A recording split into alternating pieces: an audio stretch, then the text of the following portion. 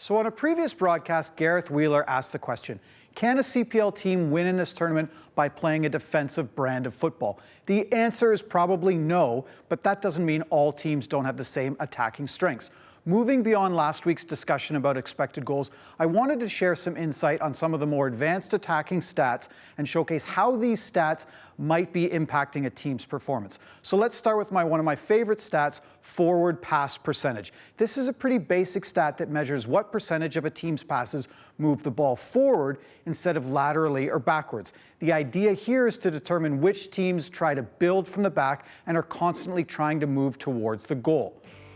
So let's look at Halifax, a surprise of this tournament. They're clearly trying to move the ball forward more than almost any other team, but if you look at that stat on the right, they're having less success at doing so than almost any other team. It's a high-risk, high-reward approach. Let's look at some clips here. When we look at individual players, we do see reason for promise for Halifax. One is Abubakar Sissoko. Here he eliminates 4 Edmonton defenders with just 1 forward pass. They need to get him more involved in the build-up. Another player, Alex Marshall. Again, as Alex Marshall gets the ball in possession here and moves the ball forward with a quick thinking pass, he eliminates 3 Edmonton defenders to get a shot at goal.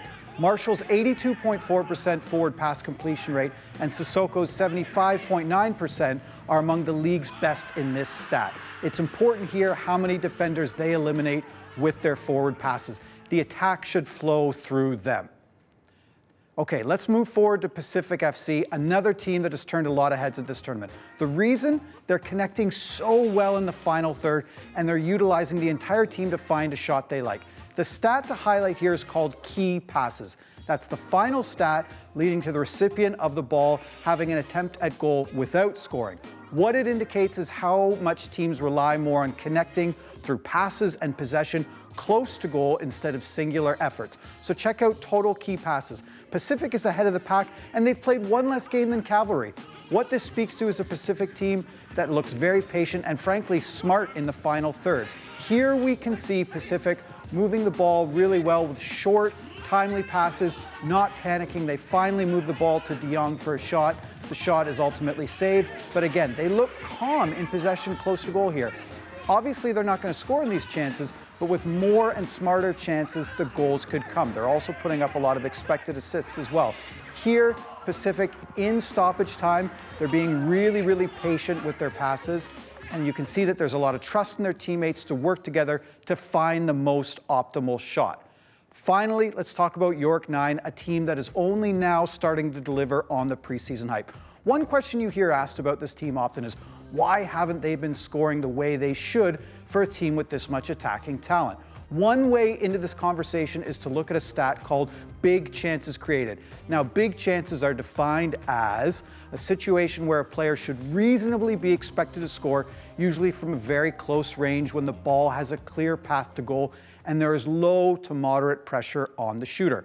Look at York 9 again. 1 big chance created. Not enough considering how much pure talent they have up front. The question you have to ask is, are they doing enough to get the ball into these optimal shooting positions? Let's look at 2 opportunities here where more patience with the ball might have resulted in a better chance created.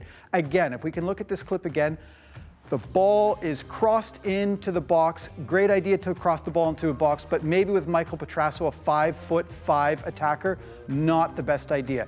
Here, York, again, maintain possession of the ball, but what happens is they force 2 shots from outside the box. They have quick, speedy defenders, and it would be more to their advantage to try to work the ball closer to goal. Again, here, nice interplay, but the shot comes off, even after remaining possession, the shot comes off outside of the box.